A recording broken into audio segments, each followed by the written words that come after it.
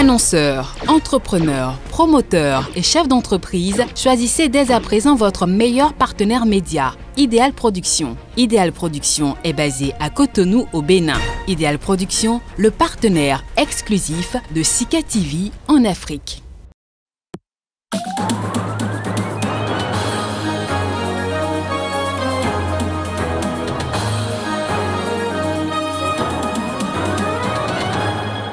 Violence sur les journalistes en Côte d'Ivoire. La société civile condamne les violences de militants et se dit inquiète à quelques jours du retour annoncé de Laurent Gbagbo.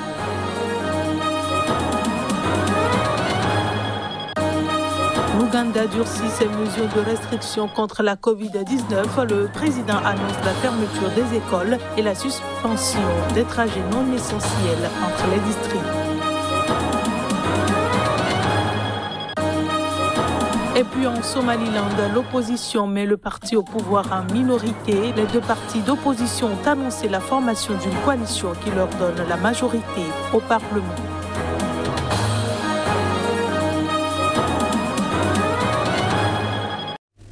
Bonsoir à tous et bienvenue dans cette nouvelle édition. En Côte d'Ivoire, les violences de militants du PDCI envers les journalistes lors d'une conférence de presse du ministre de la Réconciliation nationale, Kwadwo Konabertin, et de la direction du parti font réagir les organisations de la société civile. Plus de précisions à travers cet élément. En Côte d'Ivoire, les militants étaient en colère après l'ex-figure du PDCI, leur mouvement, depuis que Kwadwo Konabertin a rejoint le gouvernement d'Alassane Ouattara. Mais dans l'agitation, plusieurs journalistes, dont celui de RFI, ont été molestés par les militants. Leur matériel a été endommagé. Le mouvement ivoirien des droits humains condamne cette violence, notamment à quelques jours du retour de l'ancien président Laurent Gbagbo. Nous avons été choqués et à la fois surpris par ces événements qui sont survenus au siège du PDCI RDA parce qu'il s'agissait de journalistes invités juste pour couvrir un événement et rendre compte à la population. Nous condamnons cela avec la dernière énergie parce que la violence ne doit pas être de mise en Côte d'Ivoire avec tout ce que nous avons connu ici, dans ce pays, comme violence post-électorale et autres, a affirmé Drissa Bomba du mouvement des droits humains. Nous avons indiqué que nous étions inquiets que cette situation survienne alors que l'on annonce l'arrivée prochaine du président Laurent Gbagbo et de ses partisans. Mais c'est le ministre de la Réconciliation qui va au siège d'un parti politique peut avoir pareille agression. Mais qu'adviendra-t-il lorsqu'il s'agira d'accueillir le président Laurent Gbagbo en Côte d'Ivoire? L'ancien président ivoirien, acquitté des accusations de crimes contre l'humanité par la Cour pénale internationale, devrait rentrer en Côte d'Ivoire d'ici le 17 juin, a annoncé son parti il y a une semaine. Des Burkinabés se disent choqués et confient avoir peur après l'attaque dans le nord du pays qui a fait au moins 138 morts. Cette attaque est la plus meurtrière dans le pays depuis le début des violences djihadistes en 2015. Les précisions. Le nord du Burkina Faso a été frappé dans la nuit de vendredi à samedi par deux attaques dont l'une a fait au moins 138 morts, la plus meurtrière dans ce pays depuis le début des violences djihadistes en 2015. Ces attaques ont été commises dans la zone dite des trois frontières, entre le Burkina Faso, le Mali et le Niger, régulièrement ciblées par des assauts meurtriers de djihadistes présumés liés à Al-Qaïda et à l'État islamique contre des civils et des militaires. Les populations sont désemparées. Si un Burkinabé a des problèmes, c'est comme tous les Burkinabés qui ont des problèmes. Vraiment, on est vraiment découragé de la situation. Voilà, vraiment, ça nous fait, on a peur maintenant. On a peur. Voilà, on a peur des gens. Et si on est capable, si les individus sont capables d'attaquer un village, et puis il n'y a pas eu de réaction à temps pour qu'on puisse sauver ces villageois, vraiment, ça n'a pas été. Bon, je n'ai pas été content de la situation. Ça nous fait mal. Ça nous fait mal. On ne suis pas content. On ne suis pas content. Il faut que les autorités là-même, eux-mêmes, ils vont voir comment ils peuvent aider la population, surtout dans les villages au nord. Là-bas, les gens souffrent beaucoup. Voilà, donc on demande le président du Faso, il n'a qu'à aider les gens du nord, voir comment il peut faire pour eux, quoi. Parce qu'au moins 100 morts, c'est pas facile. dans une seule journée, ça nous fait tellement mal. Le secrétaire général des Nations Unies, Antonio Guterres, a condamné l'attaque tout en soulignant la nécessité urgente que la communauté internationale renforce son soutien à l'un de ses membres dans son combat contre la violence extrémiste et son bilan humain inacceptable.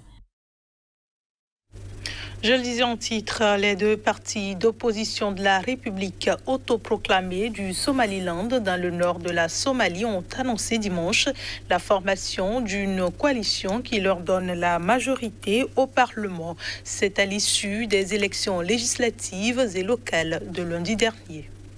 Le 31 mai dernier, plus d'1 million d'électeurs étaient appelés à se rendre aux urnes pour désigner leurs 82 députés et 220 conseillers locaux dans un système politique limité à 3 partis. Selon les résultats publiés par la commission électorale, le premier parti d'opposition, Wadani, a emporté 31 sièges de députés devant le parti au pouvoir, 30 sièges et 21 sièges pour l'autre parti d'opposition, UCID. Dimanche, peu après l'annonce des résultats, les partis Wadani et UCID ont annoncé avoir conclu une alliance pour mettre le parti au pouvoir en minorité. En joignant leurs forces, les deux partis peuvent compter sur 52 députés, soit la majorité absolue au Parlement. De même, la nouvelle alliance dispose de 127 conseillers locaux contre 93 pour le parti au pouvoir. Cette nouvelle configuration devrait fortement limiter la marge de manœuvre de l'actuel président. La prochaine élection présidentielle est prévue fin 2022. La dernière élection législative au Somaliland s'était tenue en 2005 et le scrutin de lundi avait été repoussé à plusieurs reprises sur fond de dissension entre les partis. Ancienne Somalie britannique, le Somaliland a fusionné avec l'ancienne Somalie italienne à l'indépendance du pays en 1960. Puis il a fait sécession et s'est proclamé indépendant en 1991 après la chute de l'autocrate Siad Barre qui allait plonger la Somalie dans la guerre clanique et précipiter l'effondrement de l'État somalien. Le président ougandais Yoweri Museveni a ordonné dimanche soir la fermeture des écoles et la suspension des trajets non essentiels entre les districts. Ces mesures visent à tenter d'endiguer la hausse inquiétante des cas de Covid-19 enregistrés ces dernières semaines dans le pays d'Afrique de l'Est. Les écoles seront fermées à compter de ce lundi pour 6 semaines et la plupart des rassemblements sont interdits, hormis des mariages et des enterrements en comité restreint en Ouganda. À compter de jeudi, seuls les véhicules de secours, de tourisme ou transportant des marchandises sont autorisés à voyager d'un district à l'autre. Le pays compte actuellement 135 cas, tandis que le couvre-feu actuellement en place de 21h à 5h du matin est maintenu, lui aussi jusqu'en mi-juillet. La plupart des commerces et des marchés demeurent ouverts à condition qu'ils respectent les règles sanitaires édictées par le gouvernement, mais les bars restent fermés. L'Ouganda avait adopté des mesures fortes pour lutter contre l'épidémie de Covid-19 dès mars 2020 et le pays a été relativement épargné par le virus. Mais les contaminations se multiplient ces dernières semaines, ainsi que le nombre de cas graves, la proportion de cas sévères ou critiques dus au Covid-19, ainsi que de décès est plus importante dans cette vague que lors de la première vague de la pandémie, a déclaré le président Yoweri Museveni. Ce dernier a expliqué que le pays avait enregistré autant de cas sévères et critiques de Covid-19 en 2 semaines que sur une période de 3 à 4 mois durant la première vague. Le ministre de la Santé a récemment annoncé que tous les lits de soins intensifs et pour malades hautement dépendants étaient déjà occupés dans le pays. Comme dans de nombreux pays du continent africain, la vaccination contre le Covid-19 progresse très lentement. À peine 750 000 personnes ont reçu une dose.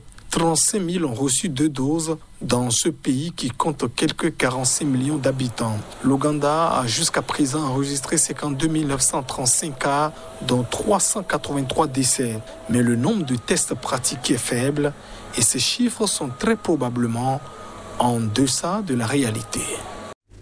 Dans l'actualité au Bénin, la Fondation œcuménique pour la paix en Afrique, FOPA, a organisé une séance de prière ce week-end dans le Koufo, à l'ouest du Bénin. L'objectif a été de rendre grâce à Dieu pour avoir préservé le pays de la violence durant la présidentielle du 11 avril dernier. Les détails. C'est sous la bannière des mesures barrières liées au Covid-19 que Gilbert Daquet, le président de la Fondation Écuménique pour la paix en Afrique, FOPA, en union avec les confessions religieuses, a prié pour la paix après les présidentielles. Pour Gilbert Daquet, il était important d'organiser cette séance qui est une reconnaissance à Dieu.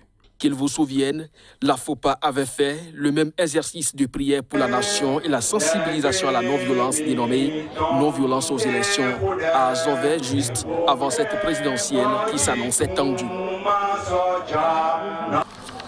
Depuis la terre bénie de Diakotomé dans le Koufo, nous disons merci aux uns et aux autres pour ce comportement républicain et le sens de sacrifice affiché au bénéfice de la paix.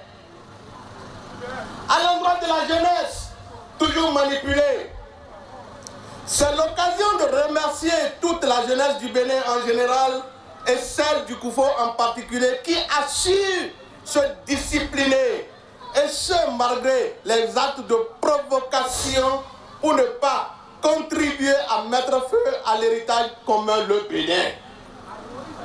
Voyants jeunes, soyez-en remerciés et privilégiés en toutes circonstances les voies pacifiques et légales pour réclamer vos droits. Quelle que soit la colère, essayez de vous contenir pour toujours poser des actes de valeur afin d'élever et d'honorer notre pays, le Bénin. Quant aux dirigeants à divers niveaux de l'appareil d'État, donnez toujours priorité aux initiatives et décisions pour le renforcement de la cohésion nationale. Les autorités et personnalités présentes à l'occasion de cette manifestation ont loué la démarche de la FOPA et de son président et ont convié les uns et les autres à toujours accompagner la Fondation dans ses initiatives de paix. À son tour, Gilbert Daquet a invité les populations béninoises où qu'elles se trouvent à prier pour la paix et également la cohésion nationale. Et c'est ici que prend fin cette édition. Merci de votre fidélité. Restez avec nous. L'information revient dans un instant sur Sika TV.